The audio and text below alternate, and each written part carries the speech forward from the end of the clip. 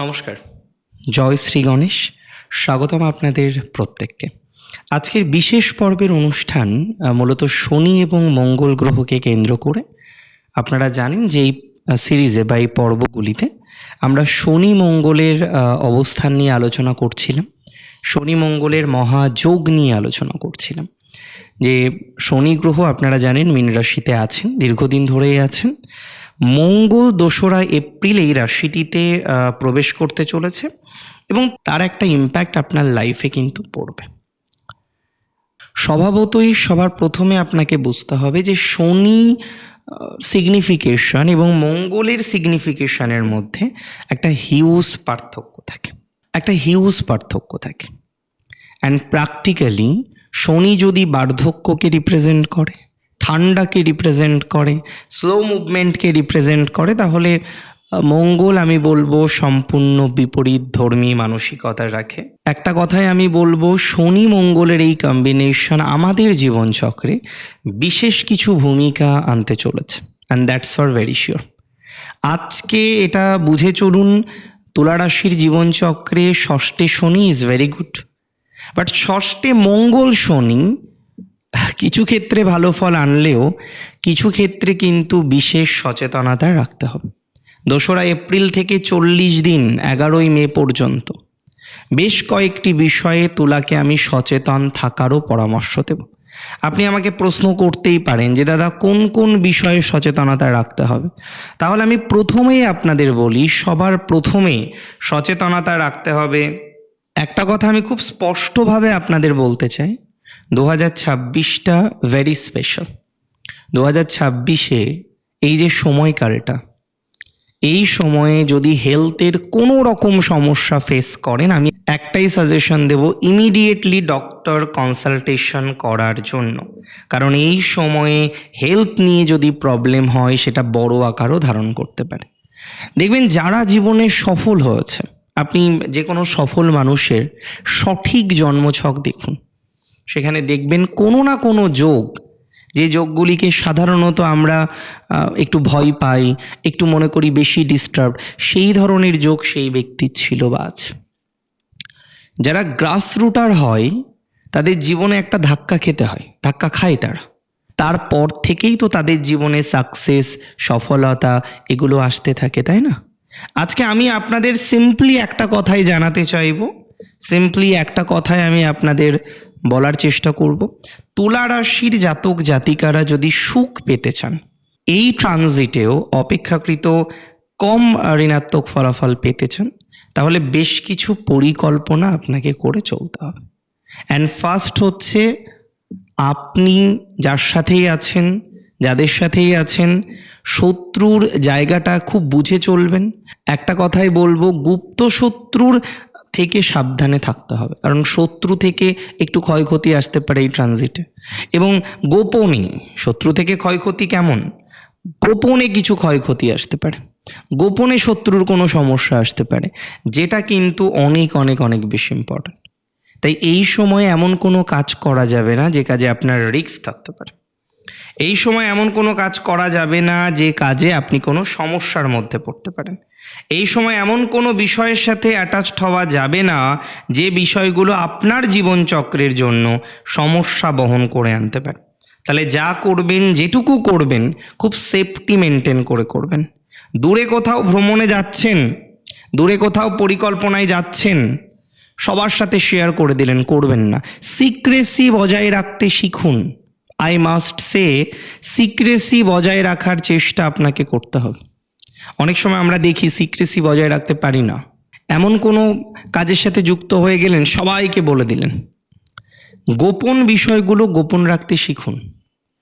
অতিরিক্ত শত্রুতা তৈরি করার দরকার নেই। অনেক সময় দেখা যায় কিছু মানুষ আপনার সাথে শত্রুতা করার চেষ্টা করবেন, তাদেরকে এই সময় গুরুত্ব মোটেই দেওয়া যাবে না। শত্রু থেকে বিশেষ সাবধানে থাকতে হবে তুলাকে। সুখ পেতে হলে শত্রুকে পরিত্যাগ করুন। সুখ পেতে হলে শত্রুর সাথে কোনো রকম ঝামেলা অশান্তির মধ্যে যাবেনই না, দরকারই নেই কথা বলার। সুখ পেতে হলে শত্রুর সাথে কোনো রকম কমিউনিকেশন করার দরকারই নেই। শত্রু শত্রুর মতো থাকুক, আমরা আমাদের মতো থাকি, আমরা জীবনে ডেভেলপমেন্ট 100% পাবো। এবং আরও একটা কথা আমি আপনাদের বলতে চাই, আরও একটা কথা আমি আপনাদের জানাতে চাই, বহু ক্ষেত্রে বহু বিষয় আপনি দেখবেন এর আগে হয়তো আপনার ছোট্ট একটা প্রবলেম, মেডিকেল প্রবলেম, আপনি ডক্টরবাবুর সাথে কথা বললেন, তিনি আপনাকে সাজেশন দিলেন যে ঠিক আছে অপারেশন করে নিতে হবে, বা একটু মিসগাইডেড হয়ে গেলেন। এই যে মিসগাইডেড হয়ে যাওয়া, এখান থেকে কিছুটা ইমপ্রুভমেন্ট হতে পারে। আমি তুলা রাশির জাতক জাতিকাদের রিলেশনশিপের ক্ষেত্রে বেশ পজিটিভিটি দেখছি, সম্পর্ক, রিলেশনশিপ, এগুলোতে পজিটিভিটি দেখছি। তবে মাতুলের সাথে, মানে মায়ের ভাই, তাকে মাতুল বলি আমরা, মায়ের তুল্য যারা থাকে, মাসিও কিন্তু মাতুলের মতোই। তাহলে মা, মাসি বা যারা মায়ের তুল্য তারা মাতুল। আজকে অনেকের মাতুলের সাথে সমস্যা, সম্পত্তিকে কেন্দ্র করে হোক, অন্য কোনো বিষয়কে কেন্দ্র করে হোক, মাতুলের সাথে বারবার ঝামেলার মধ্যে পড়ছেন। এই জায়গাটাকে একটু ইমপ্রুভ করার চেষ্টা করতে হবে আপনাকে। এখানে কিন্তু কোনো রকম নেগেটিভিটির মধ্যে যাওয়া যাবে না। তুলা রাশিকে এই সময় আইনি জটিলতা থেকে সাবধানে থাকতে হবে। কোনো রকম লং ট্রাভেলে একটু সচেতনতা রাখতে হবে। একটু আগুন, গাড়ি, এগুলো থেকে একটু সচেতন থাকতে হবে তুলাকে। তুলার কিন্তু বিশেষ ইমপ্রুভমেন্ট হতে পারে কর্মজীবনে, যদিও কর্ম পরিবর্তনের একটা সংযোগ আমরা লক্ষ্য করতে পারছি। আমি 100% শিওরিটি দিতে পারি, কর্ম পরিবর্তনের একটা সুযোগ আপনি পাবেন, কর্ম পরিবর্তনের একটা সম্ভাবনা আপনার তৈরি হয়ে যাবে। কর্মজীবনে আপনি একটা ভালো পজিটিভ ফলাফল পেতে চলেছেন, দ্যাটস ফর ভেরি শিওর। কর্ম পরিবর্তনের একটা জায়গা কিন্তু তুলার আছে। চাকরি পরিবর্তন হতে পারে, চাকরি ট্রান্সফার হতে পারে। এই ট্রানজিট, যেহেতু মঙ্গল আপনার ধনপতি গ্রহ, তো ফাইন্যান্সেও প্রভাব দেবে। তবে ফাইন্যান্সে আমি একটা কথাই বলবো, হট করে লোন নেওয়া এগুলোও না করাই ভালো। একাধিক লগ্নি করার দরকার নেই, একাধিক লগ্নি করতে হবে না এই সময়। হট করে ফাইন্যান্সিয়াল একটা লাইবিলিটিসের মধ্যে না জড়ানোই ভালো। ফাইন্যান্সিয়াল লাইবিলিটিস যত নেবেন, যত রকমভাবে ফাইন্যান্সিয়াল বিষয়গুলিকে অ্যাটাচড করবেন, তত প্রবলেম আপনার জীবনচক্রে কিন্তু হতে পারে। সো ফাইন্যান্সিয়াল ক্ষেত্রে অতিরিক্ত লাইবিলিটিস নেবেন না। যতটা কম লাইবিলিটিস নিয়ে চলা যায় ততটা কম লাইবিলিটিস নিয়ে চলুন, সেটা আপনার জন্য শুভ। যত রকমভাবে নিজেকে সেফটি মেনটেন করে চলা যায় ততটা সেফটি মেনটেন করে চলুন, সেটা আপনার জন্য শুভ। অতিরিক্ত রিস্ক নেওয়ার কোনো রকম দরকার নেই। হ্যাঁ, অতিরিক্ত দুশ্চিন্তা করার কোনো দরকার নেই, অতিরিক্ত লাইবিলিটিস নেওয়ার কোনো দরকার নেই। ওভারঅল পারিবারিক জীবন, অন্যান্য বিষয়েও একটা বড় সুযোগ আসতে পারে, একটা পরিবর্তন, সব কিছুর মধ্যে একটা চেঞ্জ, মেন্টালিটির মধ্যে একটা চেঞ্জ।